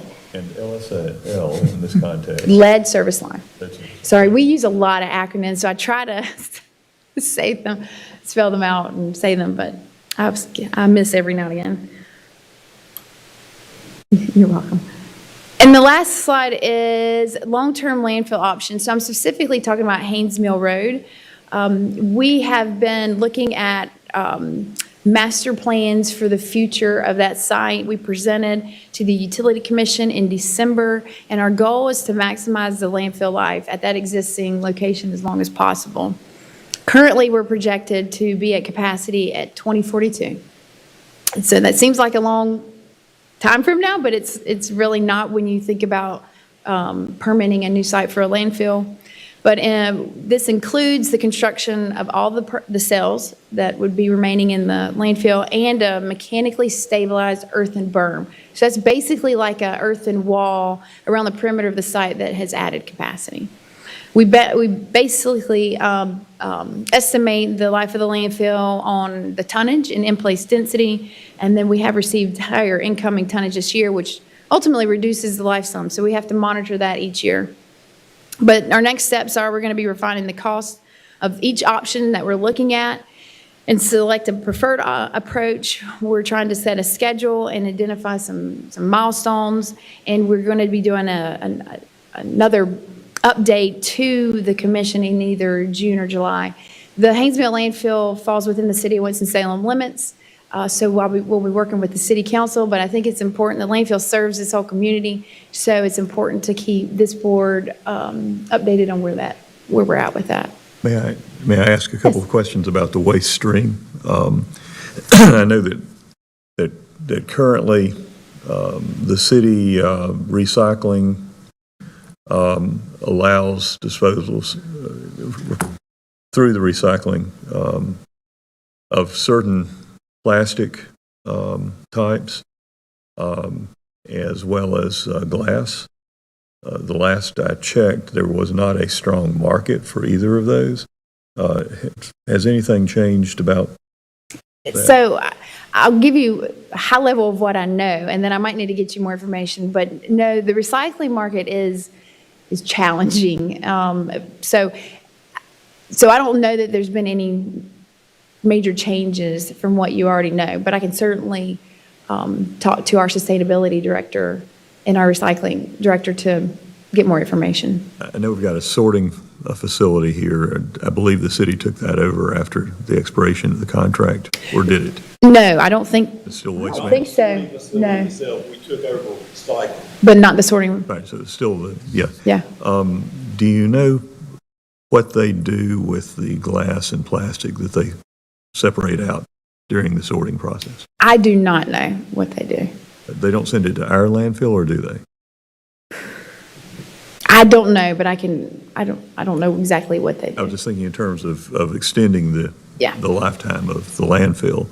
If we know that it's not taking products, particularly glass, which is going to be environmentally inert, if it can go someplace else. Well, I don't know if any of you have gone to what we call the MRF, so the recycling facility, but we went, I don't know, it's been a year or two ago, and I would, if anybody's interested, we could line up a tour, but it is, it's a very interesting place, and a lot of times you don't realize how much contamination gets into the recycling stream, and so a lot of what's put in recycling is actually not recyclable, and you end up landfilling a lot of that stuff that just because of the contamination that otherwise could have been recycled. So we definitely need to do more education so the public knows what's supposed to go in there and what shouldn't. Like trash bags, for example. A lot of people think they can take all their cans or glasses and put them in a trash can and put them in the recycle bin, but you shouldn't, because that gets messed up in the conveyor system and stuff. So it's a very interesting market and industry. Thank you. Sorry, got out of my world a little bit. Sorry, do you have any idea what happened in why FY '23? I mean, the pandemic was pretty much over. That's why I think '22 peaked.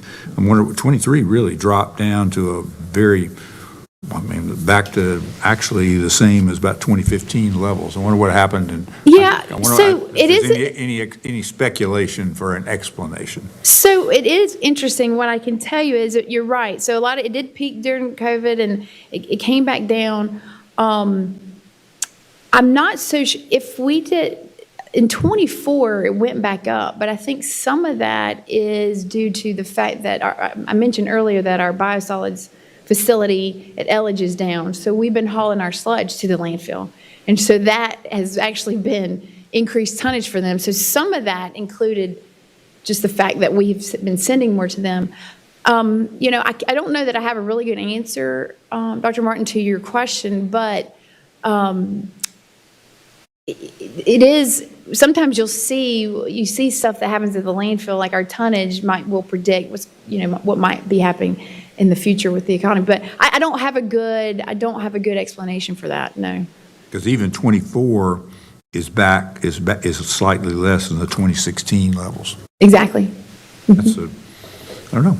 And I will mention this, there's some competition in the solid waste industry. So as other private landfills are built in our neighboring counties, people might decide to take their trash somewhere else other than Haynes. Well, that'd be a good thing. Yeah, I mean, it's one of those things, we call it the sweet spot.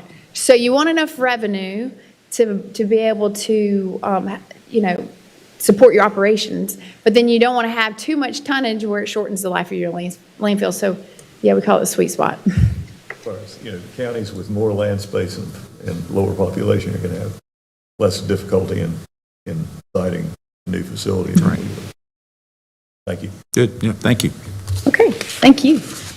Any other questions for Courtney, if anybody had anything else to say? Good. Go ahead. Yes.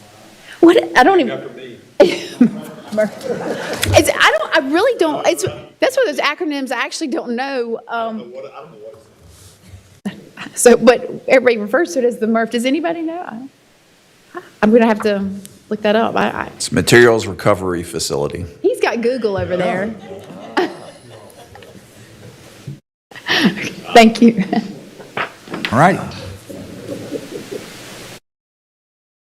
We're at 12:05. 12:05. Just good thing about batting cleanup, I can hit a walk-off. And you could hit a shorty. You can hit a shorty here. Okay. Get us out of here. I will say, kind of to piggyback a little bit onto Courtney's presentation, I will let you know, especially with the Get the Lead Out program, that was one of those things that came down the road and no one was anticipating having to do anything for it. And the federal government's like, you're going to do this. And of course, we don't even have an inventory of what our existing pipes are, which is one of the reasons why we're having to do this campaign. One of the things that, we talked about in looking at this is how can we kind of prevent that the next time? So what we do is when we issue plumbing permits and we go out and do plumbing inspections, we're actually creating an inventory of the type of pipe that they're using. I want to say there are only 10 or 12 types of pipe that is acceptable as plumbing. So we're actually keeping that inventory up to date as we're doing new construction and replacements of lines so that, whatever the next material 25 years down the road is causing a problem, we actually have an inventory of where that is. So I think that's a good example of one of our partnerships. I'll be very quick as I can. Staffing and work volume updates. We do have 5 vacancies currently in our permit office, but we have been able to keep up with our work volumes. We've been triaging that with some other staff. But we have been able to hold that. We continue to have high call volumes. And of course, with the cyber event that we had 6 weeks where we were issuing permits by hand. We issued over 2,000 handwritten permits and did over, I think, 7,000 inspections that we kept track of on paper. And then we had to go back and put all that information in the system. So we've been catching up on that. On the planning division side, we have 1 vacancy. We have a normal work volume and caseloads. We are, at this point, preparing some background research for future work, hopefully with the adoption of Forward 2045. There are some things that will come out of that related to text amendments. We're beginning to think about how we're going to do the next phase, which is the parcel-specific area plans where we look at land use. So we're beginning to think about that process, and then also just to keep in front of your mind, adoption of Forward 2045 is critical for us to be able to do those things, because right now we're under the old comprehensive plan, and we'll need that adopted by the county in order for us to move forward on that work. As far as our field construction staff, we do have 1 vacancy, and that was a retirement. We are in the process of trying to fill that position. All of our field inspections are within what we determine an acceptable range, which is 90% of our inspections done within 1 day. And again, with the cyber event response, I did mention how we handled that in the field as well as in the office. I believe this has been sent. Hopefully you have received this. This is the development trends report. I will not go over these individual numbers, just look at the residential new construction permit values, higher than we have been. I think that is as a result of volume, but also, calling balls and strikes, that is also as a result of increased construction costs. But when you look at some of these other slides, we have issued more single-family permits than we have in years past. Non-residential square footage, we permitted over 10 million square feet of permits for that. A lot of that was redevelopment, but again, does show continued work in the non-residential space. This is just looking at what those permitted values are by land use type. We've issued over $1.2 billion in constructed value in permits last year. This is what I was referring to as far as the total number of single-family permits. We're down on multifamily, but we had a very high peak of multifamily there for several years. But our single-family permits, we issued the most single-family permits last year than we have over that 5-year rolling period of time. And this is just kind of shows you where those permits were. I'm not going to go into each one of those dots, but you just kind of see it's dispersed everywhere. Long-range planning updates, you will hear briefed for the second time this afternoon. UDO CC 28 and 29, those are some things we've been working on from a long-range perspective. I mentioned earlier the research related to Forward 2045 related changes. As far as area plan, again, we've begun developing that framework for our area plan process and working to identify area plan boundaries. One of the things that we're keenly interested in is how we can begin that process along the Beltway and look at leveraging the Beltway along with those kind of underutilized economic development opportunities in the east and northeast area. So that's where we kind of want to start our area plan process. Other things we've been working on, view corridor analysis. If you remember from several months ago, there was a zoning case where someone had come in and requested a billboard out west of Louisville. And it came to our attention that we didn't have a view corridor there. So we've been just analyzing if there are some areas where we want to bring before the commissioners for your decision to have some additional view corridors added to our maps. Economic Development Assistance, HDR, of course, you heard what Mark and his team have been doing, what Courtney's been doing. Again, we're part of that process as well. And a lot of that, again, will come out of the HDR study, and hopefully that will lead to the adoption of Forward 2045. And then we've also been working closely with county staff doing some park and some site analysis designs. We're actually going to be working on something there at Sturmer Park for the remainder of that property, if that property does get sold. We've been looking at, I believe, the property that Family Services had and trying to come up with a layout of the number of units that could go there. So just some of those kind of things to assist the county. I did mention Forward 2045. I'm glad that Commissioner Woodbury brought that up and some of those specifics. But again, just a reminder, that is hanging out there awaiting the adoption of the HDR study. I'm not going to go into all the specifics on what a comprehensive plan is. We've briefed that before, but kind of where we are in the process. The city adopted it in November of 24, and there was a thought by the county commissioners, hey, let's hold off until we see what this HDR study brings. We're hoping that's going to be completed here in the next couple months, and we can bring that back before the county commissioner for your consideration for adoption of Forward 2045. I'm just going to kind of toggle back and forth between these two maps. The areas outlined in purple are areas that were shown as future growth or rural that have now either become suburban neighborhoods, GMA3, or have been identified as a future growth area. And the biggest one of those is there along the Beltway around between Rural Hall and Walkertown. Sorry. And with that, I always forget that the PowerPoint gets distributed out in your packet. So I had a number of other slides just in case any questions came up that I call off the back slides. So I'm not going to go into those. But with that, I'm available to answer any questions if you have them. Any questions for Chris? Just one. Sure. the plan itself that went through the community vetting process seemed to me to be a strong, balanced plan. I did have some concerns about the priority work tasks. I was less confident that those were balanced, but I'm having a hard time finding them to review that again. Can you just shoot me an email with a shorthand link just to that section? Just to that section or to the overall plan? Well, I'll find it in the overall plan. I can, but you're wanting the work priorities, is that what you're wanting? Priorities is what I'm going to be examining, but the overall plan is fine. Just now I was trying to look it up and having trouble finding it. Okay. Yeah, like not the Sir. process. There is still the website out there discussing the process, but the actual plan itself as presented is what I need. I can actually sit down and send you a link as soon as I sit back down. Thanks very much. Appreciate it. I figured you'd know exactly where it was. I actually have it on my laptop, on my iPad as a document. Well, that's why I did. Thank you. Any other questions? Any other questions? Thank you very much. That was short. Got to hit a walk-off if you're batting clean. There you go. You did good. All righty. Well, we will adjourn until 2. We're done.